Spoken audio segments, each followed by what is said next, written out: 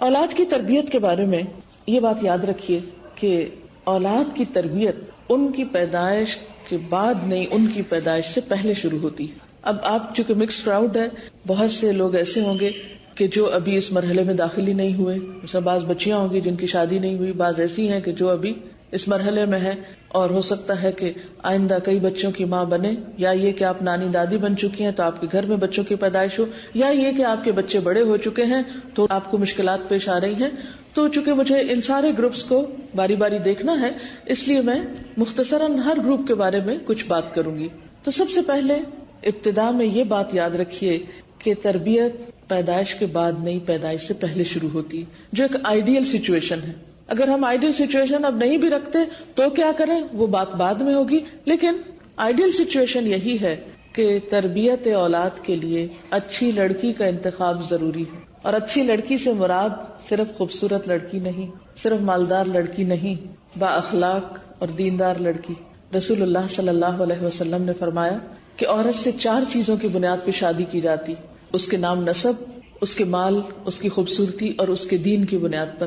تو تم دین والی کو اختیار کرو، تمہارے ہاتھ خاک آلود ہوں. یہ ایک محاورہ ہے، پیار کی ڈانٹ ہے کہ سختی سے تھوڑا سا ڈانٹ کے کہا کہ تم جب عورت کا انتخاب کرو تو اس کے دین کو دیکھو، اخلاق کو دیکھو، کیونکہ ایک با اخلاق انسان، ایک سلجھا ہوا انسان پورے خاندان کی اصلاح کا ذریعہ بنتا ہے، اور ایک بد اخلاق انسان، ایک بد زبان انسان، خواہ وہ کتنا بھی خوبصورت ہو، کتنا بھی مالدار ہو، بعض اوقات پورے خاندان میں پھوٹ ڈال دیتا ہے. تو بیوی کا انتخاب دینداری کی بنیاد پر.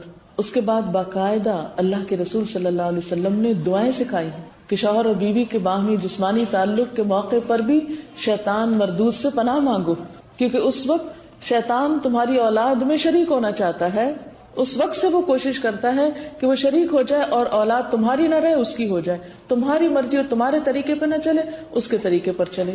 لہٰذا اس وقت بھی وہ اپنا کام کرنا نہیں چھوڑتا، لہٰذا مسنون دعا سکھائی گئی.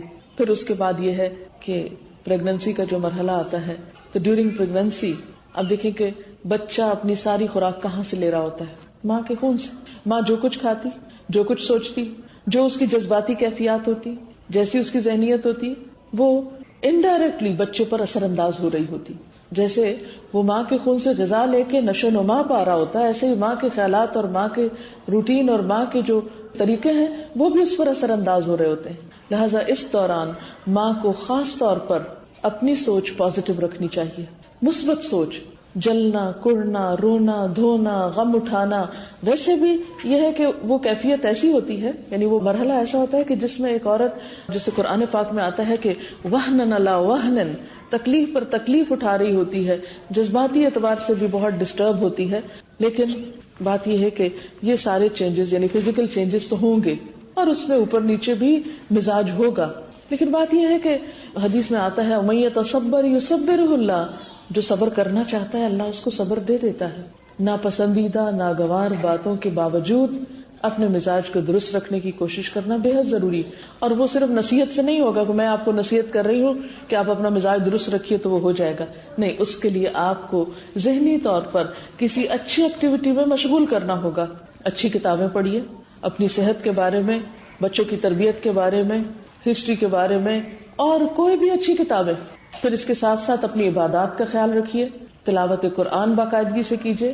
بچے کی سب سے پہلی فیکلٹی جو کام کرتی ہے وہ لسننگ کی ہوتی. بچہ ماں کے پیٹ میں بھی سن رہا ہوتا ہے، لہٰذا آپ اس کو اچھی چیزیں سنوائیے. قرآن پاک کی تلاوت خود بھی کیجیے، اور اگر اچھی نہیں کرنی آتی تو خوبصورت قاریوں کی قرات میں خود بھی لسننگ کیجیے. پھر اسی طرح خوب دعائیں مانگیے. آپ دیکھیے کہ جتنے بھی پیغمبر تھے انہوں نے اپنے نیک اولاد کے لیے دعا کی اللہ تعالیٰ سے، اور ان دعاؤں میں کیا ہے؟ ربنا هب لنا من ازواجنا وذرياتنا قرۃ اعین واجعلنا للمتقین اماما. اے اللہ ہمیں اپنے شوہروں یا اپنی بیویوں اور اپنی اولاد میں سے آنکھوں کی ٹھنڈک عطا کر، اور ہمیں متقین کا امام بنا، یعنی ہمارے گھرانے کو نیکی اور تقوی کے کاموں میں سب سے آگے لے جا، یعنی تقوی اور نیکی کی مثال بنے ہم. بعض اوقات ہوتا ہے دنیاوی اعتبار سے لوگ کمپٹیشن کر رہے ہوتے ہیں کہ ہماری فیملی مشہور ہو کے اس میں سبھی ڈاکٹرز ہیں، اور ہمارا کسی Guinness book of world record میں ہمارا نام لکھا جائے کہ وہ فلاں فیملی جو ہے وہ اس کی یہ شناخت ہے کہ سارے کے سارے ماں باپ بہن بھائی بچے وہ سب کے سب جو ہیں وہ اس فیلڈ کے ہیں، یا اسی طرح اور بھی کوئی شوق ہو سکتے ہیں. وہ سب باتیں اچھی ہیں، دین کے ساتھ دنیا کی بھلائی بھی مانگنی چاہیے، لیکن اس کے ساتھ ساتھ آنکھوں کی ٹھنڈک کہ اللہ ہمیں اولاد کی خوشی نصیب کر. یہ دعا اللہ تعالیٰ نے سکھائی، سورۃ الفرقان میں آتی ہے، کسی بھی قرآنی دعاؤں کی کتاب میں یہ دعا آپ کو ملے گی. عام حالات میں بھی پڑھنی چاہیے، لیکن خاص طور پر پریگنینسی کے دوران. پھر اسی طرح وہ دعائیں جو حضرت زکریا علیہ السلام نے مانگی تھی اپنے بچے کی ولادت سے پہلے، رب ہب لی من لدنک ذریۃ طیبہ، اے اللہ مجھے اپنے پاس سے پاکیزہ اولاد عطا کر. اور پھر آپ کو معلوم ہے جب حضرت یحییٰ علیہ السلام کی پیدائش ہوئی تو اللہ تعالیٰ نے خاص طور پر ان کو خوشخبری سنائی کہ وہ حسوراً و نبیًا، کہ وہ بہت پاک دامن ہوں گے، نبی ہوں گے، وجیہاً بہت شاندار ہوں گے، بہت زبردست پرسنالٹی کے مالک ہوں گے. یعنی جو انہوں نے دعائیں مانگی تھی وہ سب قبول ہوئی. اسی طرح ان کی دعاؤں میں سے یہ بھی تھا، رب ہب لی من الصالحین، رب ہب لی من الصالحین، اے اللہ مجھے نیک لوگوں میں سے دے، یعنی کہ نیک روح میرے گھر میں آئے. تو اس سے پتہ چلتا ہے کہ دعا جو ہے وہ ایک بہت اہم کردار ادا کرتی ہے انسانی زندگی میں. Prayer is power. کوئی چیز تقدیر کو نہیں بدل سکتی، دعا تقدیر کو بھی بدلتی ہے. اس لیے کبھی بھی مایوس نہ ہو. اور اس کا یہ مطلب نہیں کہ اب تو وقت گزر گیا، اب کیا کریں، اب تو بچے بڑے ہو گئے. ٹھیک ہے، اب آپ ربنا حب لنا من ازواجنا وذریاتنا والی دعا مانگیے، لیکن دعا کرتے رہیے، کبھی بھی مایوس نہ ہوئیے. اور پھر اس کے بعد یہ ہے کہ صرف دعا ہی نہیں، ہر چیز میں دعا کے ساتھ دوا بھی ضروری ہے. اور ان دواؤں میں اچھی کمپنی، ایسی خاتون جو پریگنینسی کے مرحلے میں ہو، حمل کے مرحلے میں ہو، اس کے لیے اچھا ماحول بے حد ضروری. بعض اوقات ایسا ہوتا ہے نئی نئی شادی ہوتی ہے، ایڈجسٹمنٹ بڑی مشکل ہو رہی ہوتی ہے، نئے گھر والوں کے ساتھ معاملات درست نہیں ہو پا رہے ہوتے، تو بچیاں عموماً پہلی پریگنینسی میں یا اس کے بعد بھی کچھ بہت زیادہ مینٹلی ڈسٹرب ہوتی، ایموشنلی بھی بہت ڈسٹرب ہوتی. ایسے میں گھر والوں کو بھی خیال رکھنا چاہیے کہ ایک بچی جس کے لیے یہ ماحول بھی نیا ہے اور اس کے بعد اس کے اندر اتنی زیادہ فزیکلی چینجز آ رہی ہیں، اتنے ہارمونل چینجز ہیں، تو اس بچی کو ایک اچھے ماحول کی بے حد ضرورت ہے. لہٰذا بہت سی چیزوں میں درگزر کرنا چاہیے. آپ اپنی آئندہ نسل کی خاطر اس بچی کو کچھ مارجن دیں، وقت دیں، نہ کہ اسے ایسی ٹینشن سے گزاریں کہ جس کا سارا اثر براہ راست اس بچے پہ آئے اور ایک گھر میں خاردار پودا اگائے. نہیں، سارے اہل خانہ کو صبر و ضبط، شوہر کو بھی صبر و ضبط اور تحمل کی ضرورت ہے، کیونکہ مرد حضرات اس کیفیت سے گزرتے ہی نہیں. ان کو پتہ ہی نہیں ہوتا کہ عورت کے اوپر یہ موڈز کیوں آ رہے ہیں اور یہ کیفیت کیوں ہے. وہ کبھی رو رہی ہے، کبھی ہنس رہی ہے، چھوٹی چھوٹی باتوں پہ ناراض ہو رہی ہے. یہ سب کیفیات ایک جسمانی تبدیلی کی وجہ سے ہوتی ہیں. اس لیے اس میں عورت کو ایک رخصت اور ایک رعایت دی جانی چاہیے. اس کے علاوہ یہ بھی ضروری ہے کہ ایسی بچیاں جو کسی نئے ماحول میں آئیں اور اپنی پچھلی ساری دوستیں چھوڑ چکی ہوں اور رشتے دار بھی چھوڑ چکے ہوں، اور خاص طور پر جیسے ماحول میں آپ رہتے ہیں، بعض اوقات آپ دور دراز ملکوں سے بچیوں کو بیاہ کر لاتے ہیں، ان کے لیے ماحول بھی نیا، ان کے لیے گھر بھی نیا، اور ان کے لیے جسمانی طور پر بھی ایک نیا ایکسپیرینس. تو ایسے میں کچھ اور بھی زیادہ آپ کی ذمہ داری ہو جاتی ہے صبر و تحمل کی اور بات برداشت کرنے کی. لیکن اس کے ساتھ ساتھ یہ بھی یاد رکھیے کہ اگر آپ کا تعلق کسی بھی ایسی محفل سے ہے، کسی ایسی مجلس سے ہے جہاں آپ کم از کم ہفتے میں بھی ایک بار جا کر روحانی سکون حاصل کرتے ہیں، تو اپنے ساتھ اپنی بیٹیوں کو، اپنی بہوؤں کو، اپنے ایسی بچیوں کو ساتھ لے کر جائیے تاکہ ان کو بھی ایک اچھی کمپنی ملے. کیونکہ آپ جب اللہ کی مجلس میں بیٹھتے ہیں، قرآن کی مجلس میں بیٹھتے ہیں، تو یقینی طور پر آپ کے اوپر ایک سکینت نازل ہوتی جس کا حدیث پاک میں بھی ذکر آتا ہے. لہذا اچھی کمپنی سے مراد اچھی دوستیں، اچھے لوگ، اور اس کے علاوہ اچھی مجلسیں، اچھی محفلیں، یہ بچیوں کے لیے بے حد ضروری ہے.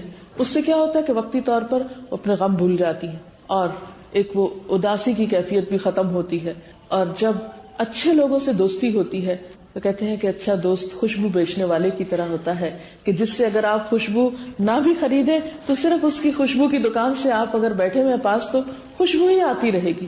آپ کسی بھی پرفیوم کے کاؤنٹر پہ جائیے تو آپ دیکھیں گے کہ اگر آپ نہیں بھی خریدے تو تھوڑا سا اس کو ٹیسٹ کرتے ہوئے بھی آپ نکلتے ہیں تو آپ کے لباس یا آپ کے کپڑوں سے خوشبو ہی آتی ہے.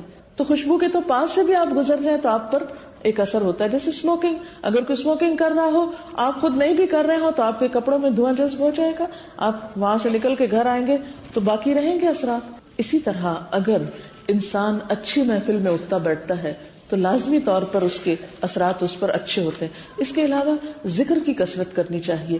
قرآن پاک میں اللہ تعالیٰ فرماتے ہیں الا بذکر اللہ تطمئن القلوب، یاد رکھو اللہ کے ذکر سے دلوں کو اطمینان ہوتا ہے.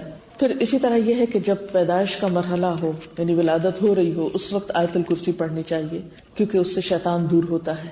اور جب بچہ پیدا ہو جائے تو اس کے کان میں آذان دینی چاہیے کیونکہ آذان سن کے بھی شیطان بھاگتا ہے.